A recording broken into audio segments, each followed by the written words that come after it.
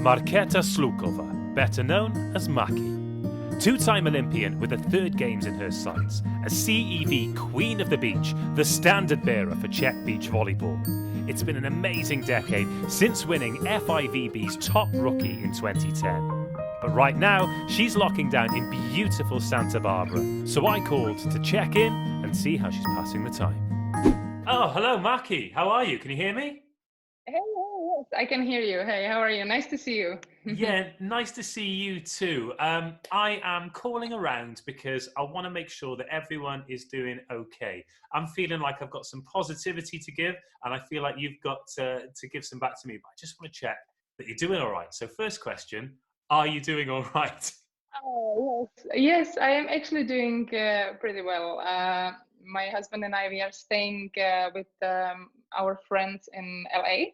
Oh, no. So we are not at home, and we have really nice like background infrastructure. We can still train here, so that's really nice. So I can go outside. The weather is really really good. So yeah, but I'm not home. That's sad, and I miss our dogs. But the rest is actually really good. Well, you've answered my next question because I was looking on your Instagram and I see that you've been posting your workouts. And I was thinking, wowee, the weather in the Czech Confused, Republic huh? looks absolutely amazing. But do you know what? The weather in Czech Republic is really, it's a little bit unstable. So it's like changing all the time. But I think there were some days I saw like my friends running around like shorts and t-shirts. So it's not so bad there. It's maybe London, it's bad. I mean, there is always Do you quite know funny, what? you know? We've been all right. We've been all right in London, but I'm just looking outside now, and it is hammering it down with rain. I think you made the right choice going to LA. Yes, good for me. Yeah. So was that something you just decided to do? You realised that there was going to be a period where it was going to be a bit different, and you just thought, right, we've got the chance. Let's get to LA and let's make the most of this. Actually all started, we came here for a training camp because of our first international competition was in Mexico, in Cancun, and it was supposed to be last week of March. So we came here in like I think like 10th or 12th of March, and we practiced with all the international teams here, and also like got our preparation going here. But then at certain point the situation in the world like got really much worse, and approaching the tournament, like other countries got like in quarantine, so players couldn't travel, and then the tournament got cancelled. So my teammate, she decided to fly home, and I still thought like Olympic Games are going to happen. So but yeah, exactly. So I was like, oh, do you know what? The conditions are really perfect. Let's stay here. I can train here, and my husband is my coach at the same time, so it makes it easier for me. So that's actually how we ended up here. It wasn't like, oh, we were in Prague and oh yeah, it's the best time to travel to USA. It wasn't like that. Yeah. The thing is, though, you've been a pro at the top level for such a long time. This must be the first time in, crikey, over a decade where you've been in the same place at the same time for such a long time. How are you dealing with it? How are you finding it? Actually, it's interesting. I'm more kind of person, I need to have everything like planned, or I not really like a plan, but I need to make a plan for myself, whatever it is. So it takes me a while, and then once I adjust, I'm really good to go, and I think I even can get like flexible. But this was like such a weird time. The situation was changing almost every hour, like, and so it was yes tournaments, no tournaments, yes trainings, no trainings, Olympic Games will not be at all, you know. And so it was just like, okay, just I was just adjusting to the one new scenario, and then the another one was there. So it was really strange. And now even staying here, that's like the longest time. You are right, actually. I think in 2013 we stayed in South Africa for like 4 or 5 months. That was like the longest time away from home. It was just a training camp, and we also kind of lived there for a while, but here now it's the longest time. Yeah. Right, talk to me about South Africa, because every beach player I speak to, they're like, oh, my favorite place to play is South Africa. Oh, my favorite place to train is South Africa. Beach volleyball is incredible in South Africa. Why is South Africa so special to beach volleyball? It's actually funny that you ask, because I think there was a international tournament, I think in 2005 maybe, in FIVB, and it ended up being, like the place is beautiful, like the beaches, the whole, like the backdrop, you have like those 12 apostles, like it's amazing. It's like one place, it's like so close to my heart. I really enjoyed being there. But the tournament wasn't such a huge success because of it was super windy. It can get very windy. So I think many people like, like crossed that off their training camp list because they were like, oh, the conditions are super difficult. But my husband, Simon, even before we met, he used to go there to play also national tour in the time. And he lived there for a while. And so actually when we got together, he was like, you know what? I don't understand why people don't use that, the environment there. And it's just like 1 hour time difference for us Europeans. And the weather is like, summer is nice, like European summer, it's not like a super humid like in Brazil. So it's really nice. Let's go there. So then we started going there, and then eventually like other teams were like, oh, the pictures look so cool and you guys doing okay. So maybe you do something right there. So can we join? And so the Germans came along, and so somehow like the people just found out it's really nice. It's comfortable. It's easy. The weather is perfect. And so yeah, like South Africa is, I love, like I have many friends there. Beaches are nice. We can always do a lot of work. So it's a really nice place to be. Sounds great. It's definitely going on the list of places where I need to go when this is all over. What about the Olympics then? I know that you made a public statement really via Instagram that you'd kind of made a plan after 2020. Now it's 2021. Has anything changed, or are you still going full steam ahead for a third Olympic Games as a player? Actually, I was really sad at the time when I like read the news that it's going to move.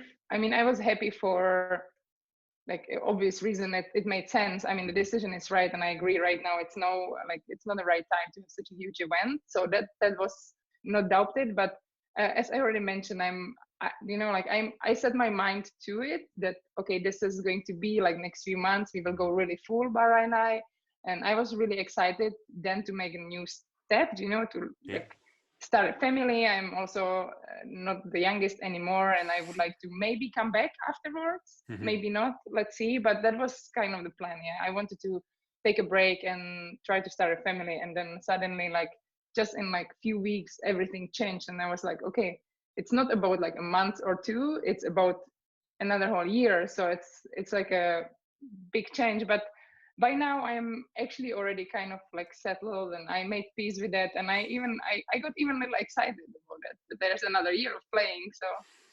yeah. That's really awesome to hear, because maybe in the back of the most cynical mind, people might think, well, you did so well at London, you played at an Olympics in Rio. I mean, beach volleyball in Rio, come on.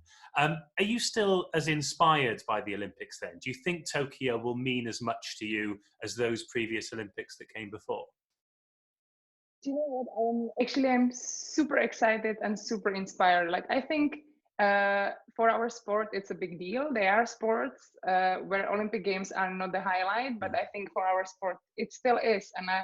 And it's something like we kind of live in those like 4 years cycles.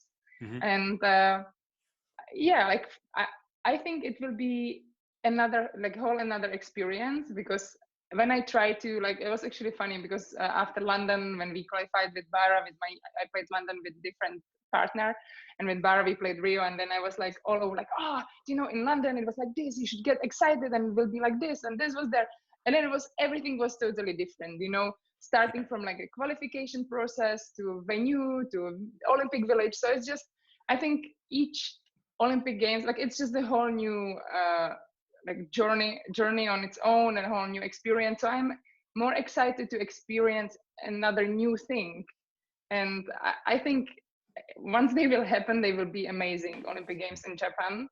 I just hope they will really happen. Oh, me too. Me too. I can't play 5 more years. We must make it happen.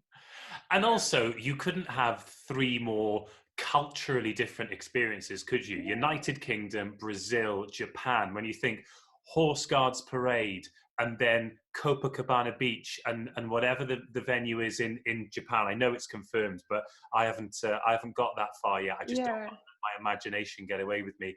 So when you do finally decide that it is time and you won't be playing professionally anymore, those memories you've created, amazing. Exactly. No, that's such a nice part of our sport, or actually in general of sport, that you just get to make memories. Like you just get to experience such a cool things and meet such a nice people and like discover different countries, cultures. That's really, I really love that, and that's a big like a plus for beach volleyball. Speaking of making great memories, I'm going to show you a video now. I want you to tell me sort of what your memories were of that season and of sort of receiving that award and what it meant to you. Okay, so let's have a little look at this. I know that's okay. Oh, koala hug, there you go. Bara and her famous hammer, there we go. Maki and her sneaky line shot, there we go. Oh no, yeah. Oh, it was such a great year for us in this 2018. We finished third on the European Championship, but then we won our home tournament. We won major in Vienna. We finished second in Hamburg, and it was like, I think, the best season so far we have had together. It was a difficult season though, because towards the end of the season I was injured with my shoulder, so it was getting a little bittersweet at the end because we were in such a good shape, and then we had to leave some tournaments out. But yeah, those are the memories I really store in my head, and I really enjoy coming back to that. What's it like to get that kind of recognition though? Because there are so many great teams playing beach volleyball in Europe, and then to go to the CEV Awards and for them to say you two are the queens of the beach, was that what was it like? Like as you said, like there are so many amazing teams and players, and the competition is huge, and it's very, you know what, I think it's really humbling, and really, like, I was really honored. Like, I've been on tour for really many years, and I have experienced, I think, a lot already, good, you know, like downs and ups, and this was just like, it was such a nice experience, you know, to be recognized for your performance, for your success, for your skill with your team, something what we really worked super hard for.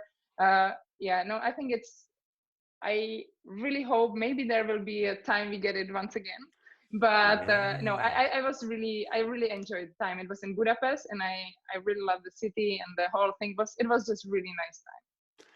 Let's play a quick game, if it's okay with you. This game is called Simply the Best. So I'm going to give you some questions, and essentially I just want you to tell me what you think the best thing is in each of the categories. So, you ready to play?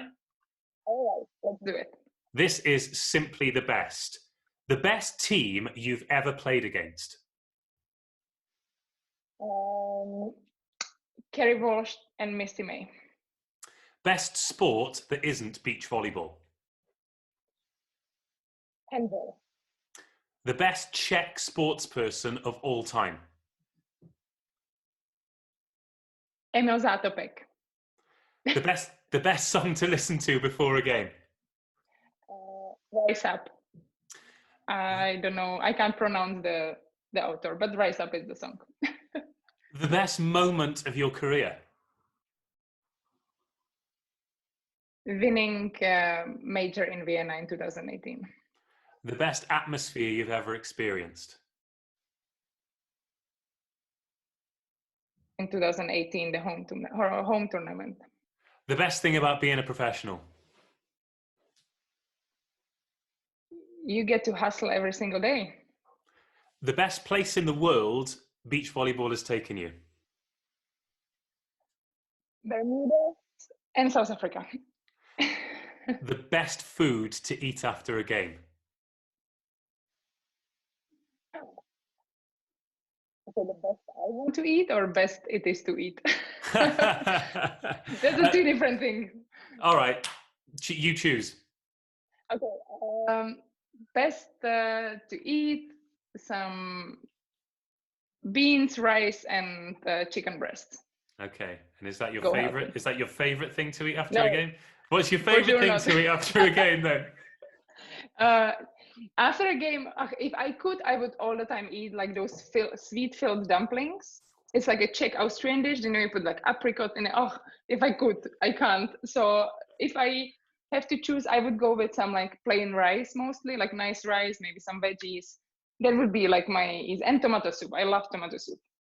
You're the only person who said healthy. And finally, the best beach in the world. Lisbon or Cape Town, South Africa. There's Cape Town. Everyone says Cape Town. I've got to Comes get back to down. Oh, South Yeah, now you know Africa. it. Yeah, absolutely. Oh, well, that's the end of the game. Well played. Congratulations. Because you are very good at communicating. You've got loads of fans, loads of people get in touch with you. Do you think it's super important for people like yourself, and particularly beach volleyball athletes, where you've really got to build a relationship with fans and sponsors? Do you think it's really important for you to communicate well and sort of keep your profile high? I more see it like this. It's kind of part of my job. You know, I like, of course, from like the partners and sponsors, they want you to be active, they want to be seen, and that's the way they can be seen through my profile. So that's like a little part of that, but most of it, I still like to keep it real. I don't want other people to take care of my profiles, because it just, I don't mind. I mean, there are some people who really don't enjoy doing that, so then it's obvious choice. But for me, I don't mind, and I sometimes I like to just get in touch with my fans. I like to inspire young beach volleyball players, and I know in Czech Republic beach volleyball, it's getting bigger sport, but it's not like, it's not sport number one. It's not the obvious choice. Like, oh yeah, you're from Czech Republic, then you can play beach volleyball. We don't have beaches. We like have, it's just like small country, and we have so many great players, and we had already, and we still have now, and there's a huge potential. And I just would love to be the role model for those girls who don't know if it's reasonable to follow the dream, if it makes sense, if you can make your living. And I think it's nice to see, at least through the Instagram, through the post, and through that communication, oh, those people are normal and they do that, and it's possible, and it's their living. So I see it like as a whole package, and for me it's fun. I enjoy it, and I think it's important for athletes to do that for their fans. So yeah, it's like the whole thing. Well, you are evidence that it's not a dream, it is real, and you can make a living, and you can be a flag bearer for a sport in a country where it's not necessarily the number one sport. But have you noticed it change over the years? Have you noticed it grow? Have you noticed the standard improve in Czech Republic since you turned pro years ago? Huge, and especially after London. After London Olympics, it was kind of a breakthrough, I think, for Czech beach volleyball. Even though we had amazing players before, but they just didn't get such a media publicity. And I think that's the most important part, because we did well in London, me and my former teammate, and people started to they discovered us. They were like, oh, we didn't even know Czech Republic has a team and playing on that level. Yeah. And it's just, it then all started like a snowball rolling downhill. So it's just so many kids sign in for the courses that new beach volleyball centers open. It's now, I think in Czech, we have so many indoor beach volleyball facilities. My husband is from Austria, and when we talk about it, he's like, Czech is insane. In Vienna we have some, but you guys you have, I don't know, just in Prague 50 covered beach volleyball courts, and people really play there, really. And so really it's so it became a big deal. And I think it's nice because you don't need much. You need a ball, you need some of your friends, shorts, t-shirt, and you can go, and you just can have fun. And I think that makes it interesting also for not only professionals or young professionals, but also for hobbies. So it's now becoming a big deal in Czech, and I'm very happy and very proud of it. Going back to that point, that is why I love the Olympics so much, because it gives people in all countries all over the world the chance to fall in love with sports they never even knew about before, whether it's beach volleyball. You said in Best Of that you love handball as well, or canoeing or rowing or track and field athletics. All these sports exist, and they've all got these amazing communities and these inspirational characters that before the summertime every 4 years or the winter for the Winter Olympics, you just never even knew about. And yeah, 2021. Exactly. Sorry, I got a little bit. I got a little bit Just got carried away there. carried away. But for you though, as a flag bearer for beach volleyball in Czech Republic, and now, well, hopefully you stay injury free, a 3-time Olympian. You're the flag bearer for Czech Republic beach volleyball. Is that a sort of moniker that you're happy with, and a flag that you're happy to carry? I'm so happy, and do you know what? I think I always said I want to retire from beach volleyball once I feel like, okay, what I have done, you know, like inside, it's satisfying. You know, I think it's different when you have to leave because of an injury. That's of course super frustrating for an athlete. But you know, the point when I say, okay, I want to have a family, I want to have a big family, but I kind of feel I'm not done yet there, you know, in that volleyball part. But I think if I leave the scene with that kind of legacy, that okay, this, you know, I was 3 times, 4 times maybe Olympian, and okay, beach volleyball got huge because of I made my share in that in Czech, and I can't complain. I mean, it's nice. It's nice to be the, you know, I see like I don't know if a role model sounds.